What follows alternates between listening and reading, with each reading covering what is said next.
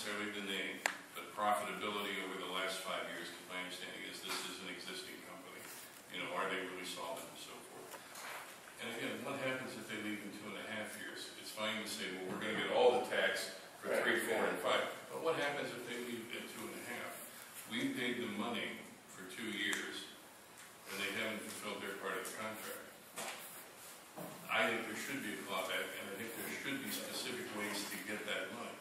If they declare bankruptcy, and there's been, the company declares bankruptcy, and you haven't asked the principal to sign personally, you have no way to get the money, and we're out.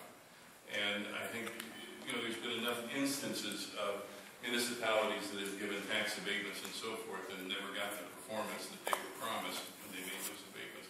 I think we have to, you know, we do have to have clawback provisions that can be enforced.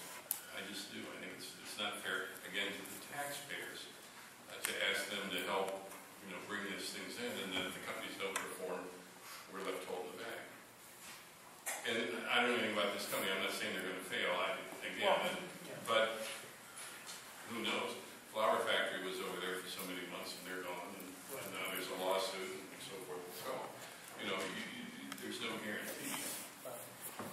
If I can just clarify, when you mentioned left holding the bag, the one thing to keep in mind is that whatever we're going to collect, even if it was for a 2-year period, which, you know, we feel pretty confident that's not going to happen, but we're still receiving at least 50%, so there's no loss to the city. For every dollar that they pay in income tax for the first 2 years, we would be giving back in the form of... well, but there is a loss, and the taxpayer is paying his 1.5% every year. And, you know, they're willing to give something up, assuming the company performs up to the letter of their contract. But when they don't perform, you know, that's not fair to the taxpayer.